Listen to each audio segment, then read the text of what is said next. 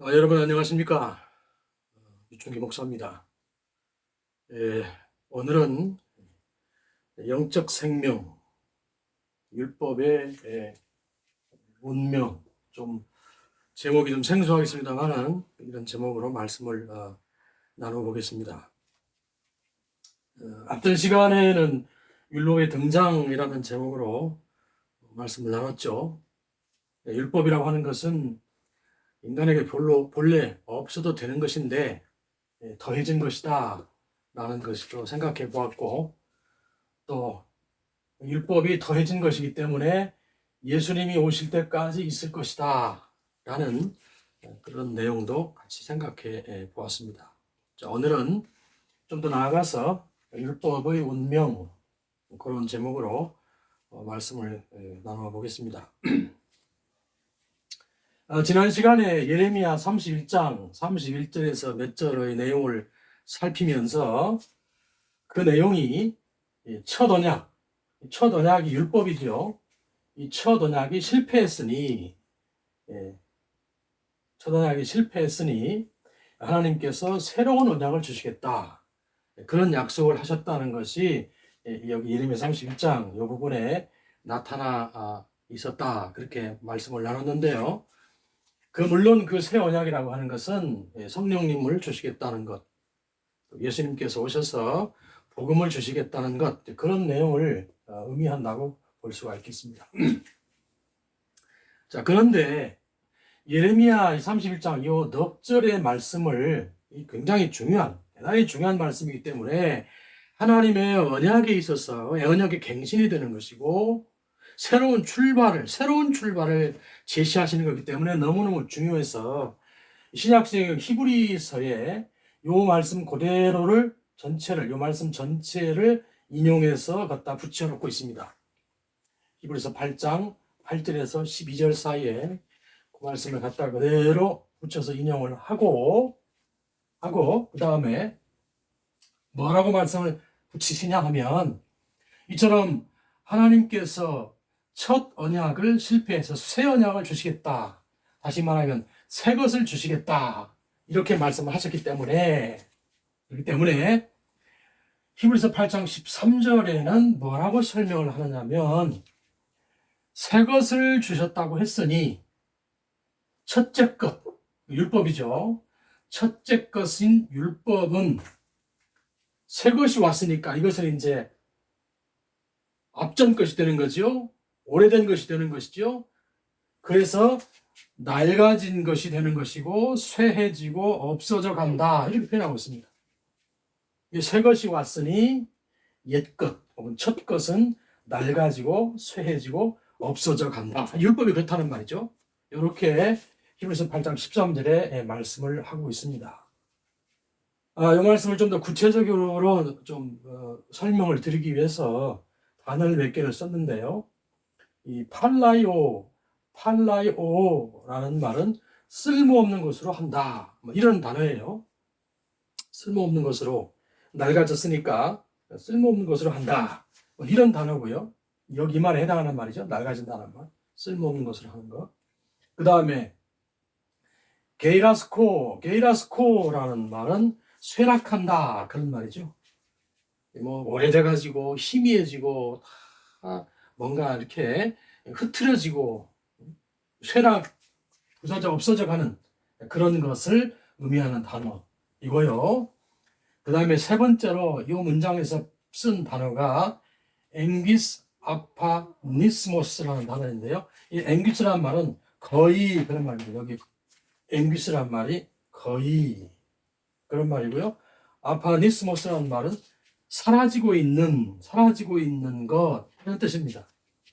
그러니까 율법이라고 하는 것이 낡아서 쓸모없는 것으로 되고 쇠락하고 거의 사라지고 있는 것이다, 이렇게 히브리서 8장 13절에 율법에 대해서 이야기하고 있습니다. 새 것이 오면 옛 것은 그렇게 될 수밖에 없지 않습니까? 우리가 보통 그 율법과 같은 내용을 접하면 뭐랄까요? 그 율법이라고 하는 것이요, 여기 이렇게 써놨습니다만 어떤 종교적인 안정감을 주지요. 예. 율례가 있으면, 율법이 있으면 종교적인 안정감이 있거든요. 예배는 어떻게 드려야 된다. 그 다음에 뭐 일주일에 하루는 뭐 예배를 드린 날로 따로 떼놔야 된다. 뭐 그런 거 있지 않습니까? 그 다음에 10분의 1을, 수입의 10분의 1을 내야 된다. 뭐 이런 여러 가지의 그 장치들이, 그게 이제 그런 것들을 이렇게 장치로 만들어 놓으면은, 아하, 여기가 종교 맞네. 사람들의 마음에, 아하, 여기가 종교 맞네. 이런 느낌을 갖게 하기가 쉽죠. 그렇게 갖기가 쉽죠. 왜냐하면 그런 것들이 친숙하기 때문에 그렇습니다. 이 다음 시간에는 이런 부분을 집중적으로 좀 다뤄보겠는데요. 그런 종교라고 그러면 사람들에게 이런 장치들이 매우 친숙합니다. 예. 그렇기 때문에 율법이라는 것이 있으면 사람들이 그것을 이렇게 보면서 받아들이면서 그거를 익혀가면서 신앙적 어떤 종교적 안정감을 느끼고 친숙함을 느끼죠. 그런데 그런 것들이 쓸모없는 것이 되고 쇠락하고 거의 사라지고 있는 것이 된다라고 성경은 말씀하고 있고, 우리는 새 하나님의 언약, 새 하나님의 은혜를 입어야 된다라고 말씀하신 게 성경이죠. 하나님의 약속이시죠. 이 새 언약은 뭡니까? 새 언약은 뭐 두말할 것도 없이 복음에 대한 내용인데, 예수님께서 우리에게 성령을 주시겠다. 말씀과 성령을 주시겠다. 이런 그런 내용이 되지 않겠습니까? 자, 그래서 이 성령의 약속, 복음의 약속이 무엇이냐? 그게 뭐냐? 앞전 시간에도 말씀을 드렸습니다만, 율법이라고 하는 것은 이 돌이나 종이에 써서 전수되는 것이죠. 그러니까 종이라고 하는 것은 사실상 하얀 건 종이고, 거기에 쓰여 있는 율법이라고 하는 것은, 그런 까만 것은 글씨죠. 종이와 글씨가 조합되어 있는 것이 사실 율법입니다. 그런 종이와 율법, 까만 것은 글씨고 하얀 것은 종이인 그것이 어떻게 사람의 영혼을 사로잡고 영혼의 진리를 깨닫는 영혼이 이렇게 막 역동해서 하나님과 교제하고 하나님을 가까이 만날 수 있고, 아니 모시고 살면서 하나님과 교통하는 그런 사람으로 만드냐고요. 율법은 그럴 수가 없어요. 잘 생각하셔야 됩니다. 율법이라고 하는 것은 종교적 장치일 수는 있지만, 그러나 하나님이 약속하시는 진실한 의미에서의 우리가 인간이 타락하기 이전에 하나님과 나누었던 생명의 교제와 일치감, 하나됨, 그것으로 우리를 이끌 수는 없는 것입니다. 예수님 그렇게 해주시는 거죠. 성령님이 그렇게 해주시는 거죠.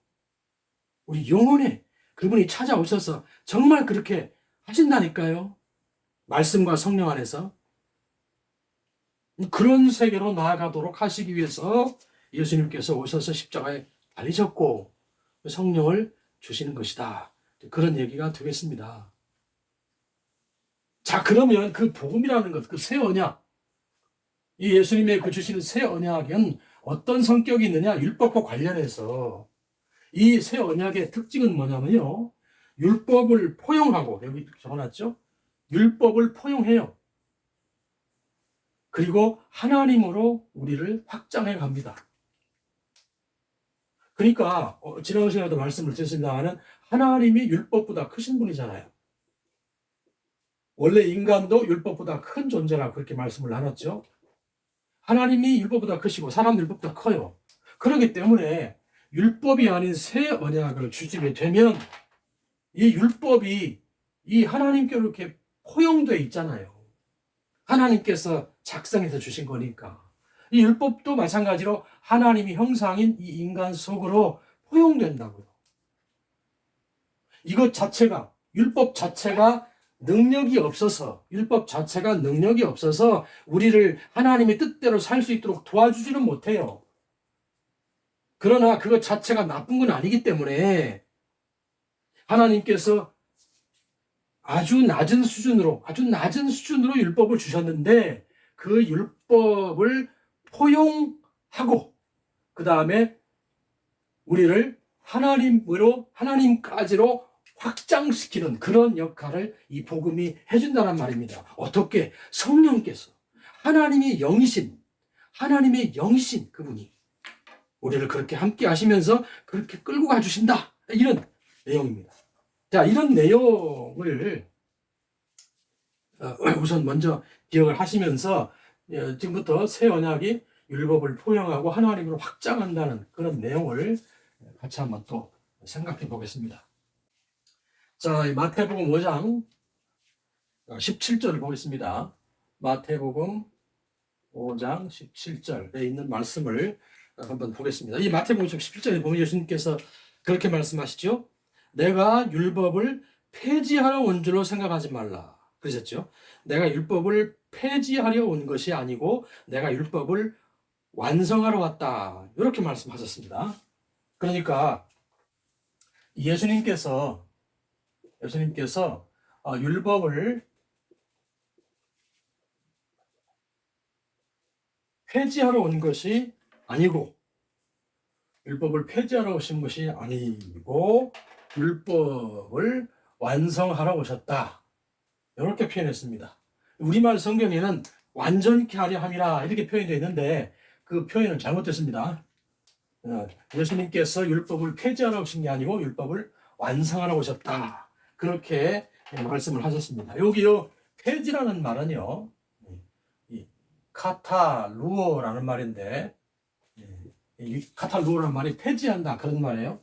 그 다음에 완성하라 한다는 말은요 플레이 로 이런 말이에요. 영어로 하면 fulfill이라는 말이 있죠. fulfill이라는 말이 가득 채운다, 완성한다. 이게 그런 뜻이잖아요. 가득 채운다, 뭐 이런 가득 채운다, 완성한다. 이런 의미의 단어입니다. 그러니까 예수님께서 내가 율법을 폐지하러 온 것이 아니고 율법을 완성하러 왔다. 이런 의미가 되겠습니다. 어떻게 완성하느냐? 시간적으로, 여기 시간적으로, 그 다음에 의미적으로. 시간적으로, 의미적으로 율법을 완성하러 오셨다. 그런 의미가 되겠습니다. 자, 그러면 제가 한번 예를 들어서 말씀을 드려보겠습니다. 예를 들어서 말씀 드려보겠습니다. 이렇게 타임라인이라고 한번 이렇게 끄어보고요. 여기가 금년 1월 1일을 합시다. 여기가 금년 12월 31일을 합시다. 연말이죠. 30일 하십시다. 자, 그런데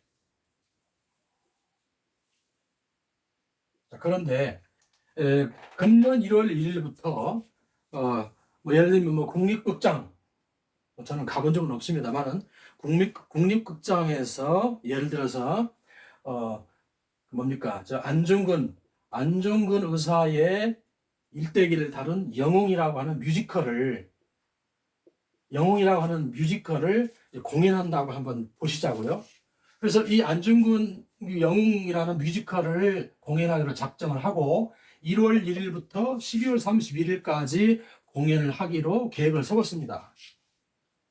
계획을 세웠는데 공연이 쭉 진행이 되다가 이 중간에 뭐 예를 들어서 뭐 10월 한 1일쯤 됐는데 갑자기 문제가 생겼어요. 공연하는데 문제가 생겨서 극장이 뭐 무너져 버렸다든지 아니면 단원들이 뭐 사보타지 일으켰다든지 그래서 더 이상 이 영웅이라고 하는 이 뮤지컬을 공연할 수가 없는 상황이 돼서 더 이상 못하겠습니다라고 공고를 붙이게 되면 그렇게 되면은 그것은 뭐가 됩니까? 그렇게 될 경우에 그것은 폐지가 되는 거죠. 공연이 폐지가 되는 거죠. 카탈루가 되는 겁니다. 공연이. 자, 그런데 이 공연이 여기 12월 31일까지 쭉 지속이 되어서 12월 31일 날 공연을 마무리했습니다. 공연을 예를 들면 공연을 예정대로 마무리했다고 해보십시다. 시간적으로도 그렇고 그 다음에 그 공연을 기획한 의도와 의미적으로도 이 공연이 잘 12월 31일까지 마무리가 되면 이때는 어떻게 됩니까? 이 공연이 완성되었다 이렇게 표현할 거 아닙니까?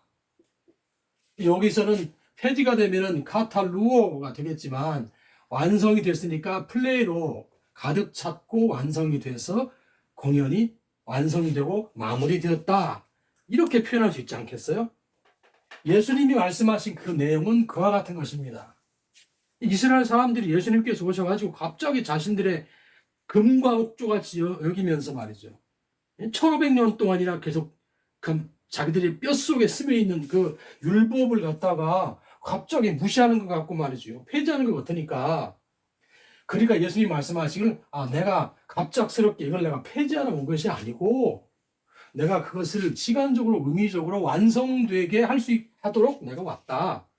그런 의미라는 거예요.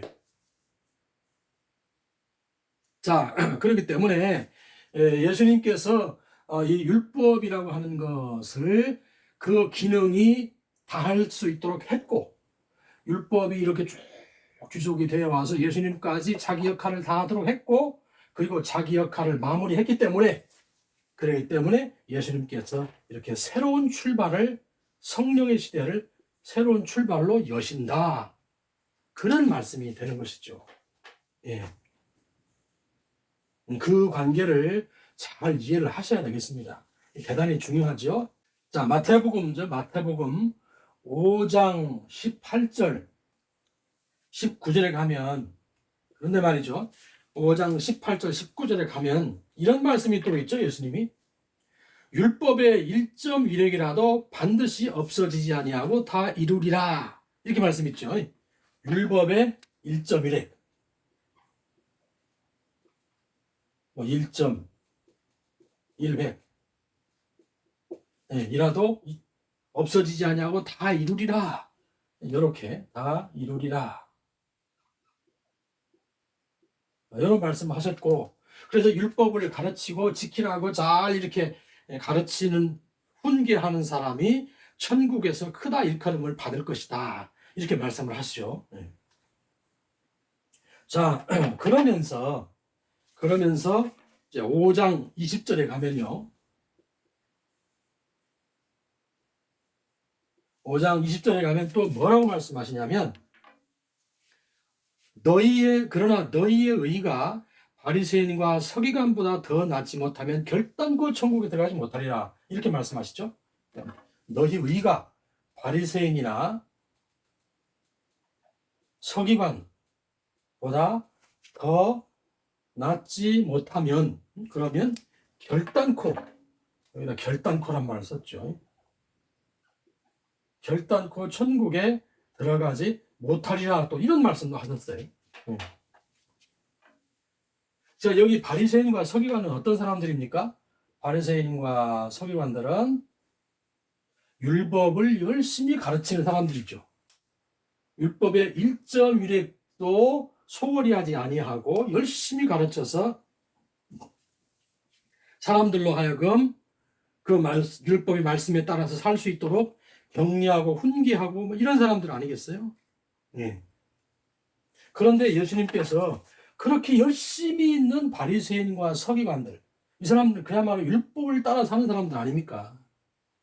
그런 사람들보다 더 낫지 못하면 결단코 천국에 들어오지 못하리라. 또 이런 말씀을 붙이고 계신단 말이죠.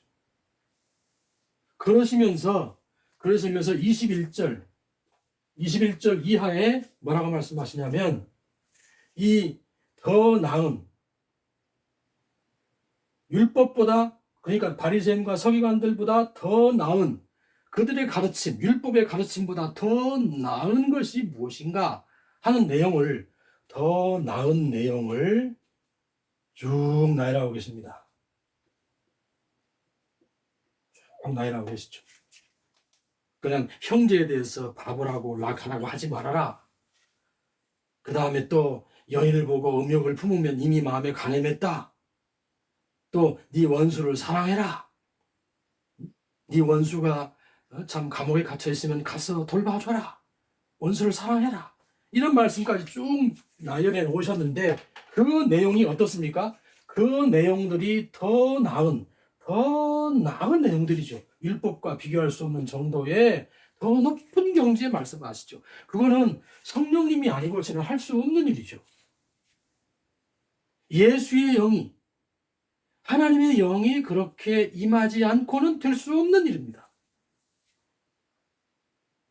그래서 그런 자리로 더 하나님으로 더 확장해 가야 된다 라고 하는 내용을 말씀을 하시면서 너희도 하나님처럼, 하나님이 완전하신 것처럼 너희도 완전하라.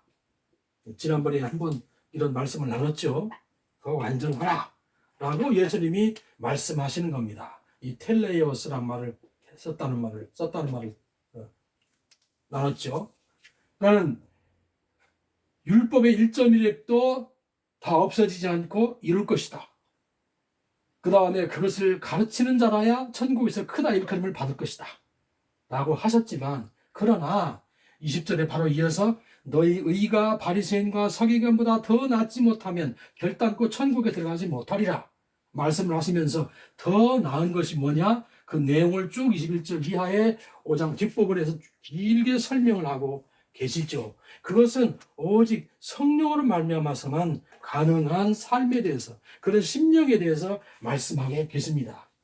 그러시면서 하나님께서 완전하신 것처럼 너희도 완전하라 이렇게 말씀을 하고 계시어서, 그래서 반복되는 말씀입니다만은 하나님이 율법보다 크신 분이잖아요. 하나님이 율법보다 크시죠. 본래 사람도 율법보다 큽니다. 그러니까 예수님께서 율법보다 큰 인간에 대한 기대를 하시면서 회복돼야 되니까, 하나님의 형상으로 지음받은 인간이 회복돼야 되니까 이렇게 말씀을 하고 계십니다. 바리새인과 서기관보다 율법보다 더 낫지 않으면 결단코 천국에 못 올 것이다. 더 나아야 된다. 하나님처럼 완전하라. 그렇기 때문에 새 언약 복음 안에는 율법을 포용하고 있고요. 다음 시간에 나누겠습니다만은 율법이라고 하는 것이요, 율법이라고 하는 것이 우리 성경에는 초등학문 이렇게 갈라디아서에서 표현하고 있죠. 초등학문. 그러니까 초등학교 들어가면 배우는 정도의 그런 수준이라는 거예요. 율법이라는 것은. 어린아이들이 배우는 수준이 율법이라는 것입니다. 그리고 율법이라고 하는 것은 사람을 진정으로 하나님이 원하시는 모습으로 살아가도록 도울 수 있는 게 못 돼요. 그러니까 어찌하여 약하고 천한 초등학문으로 돌아가려고 하느냐 라면서 바울이 얘기하잖아요. 그건 포용해라. 이 복음 안에 있으면 율법이 포용된다고요. 복음 안에 있으면 그 어린 것들은, 이 낮은 차원의 것은, 이 초등학문 정도 것은 다 포용되는 거 아니에요. 예, 그렇게 해서 하나님으로 확장되어 가는 것이, 그것이 복음이다. 이제 그런 얘기가 되겠습니다. 그래서 여기 갈라디아서, 요 갈라디아서 4장 9절에 초등학문이라는 것으로 율법을 표현하고 있죠. 스토이 게이야 이렇게 돼서 스토이게이야. 스토이게이라는 말이 세상의 기초, 도의 기초, 가장 기본적인 것, 그런 겁니다. 가장 도의 기본적인 것, 이런 정도로 율법을 바울이 표현하고 있고요. 거기에 매여 살지 말아라 라고 말씀을 하시면서 우리는 새 언약인 복음 안에서 율법을 물론 포용하고요. 물론 포용을 하고 하나님으로 확장되어가는 성령 하나님의 말씀, 복음의 말씀으로 우리가 나아가야 된다라고 그렇게 성경이 가르쳐주고 있습니다. 자, 다음 시간에 이어서요, 계속 말씀을 나누게 되겠는데, 이런 시기에 복음에 대한 이해를 가지고 있다고 하면 우리의 신앙의 내용이 말이죠. 신앙의 내용이 확 바뀌어야 됩니다. 지금 교회가 지금 심각하지 않습니까? 한 500만 명 정도 교인들이 예배당에 참석해서 현장에서 예배를 드린다고 하는데, 목회 데이터를 연구하시는 어느 전문가분이 목사님들, 신학교 교수님들 앞에서 하시는 말씀이 그렇게 해서 한 20%대였던 한국 교인이 한 10%로 줄었다. 1,000만 명에서 500만 명으로 줄었다. 근데 지금 상태로 가게 되면 5%로 떨어지겠다. 250만으로 떨어지겠다. 젊은 사람들부터 지금 교회가 외면받고 있잖아요. 그렇게 되면 나이 든 사람밖에 더 남겠습니까? 이런 상황으로 가고 있는 상황이다. 그러니 이렇게 복음의 말씀을 정확하게 이해를 하시고요. 종교적 안정감이나 친숙한 장치로서의 율법 말고요. 율법을 포용하되 하나님으로, 살아계신 하나님으로 확장하는 길로 인도하시는 그런 복음의 성령의 길로 가야 합니다. 자, 그래서 다음 시간에 더 밀도 있는 이야기로 계속하겠습니다.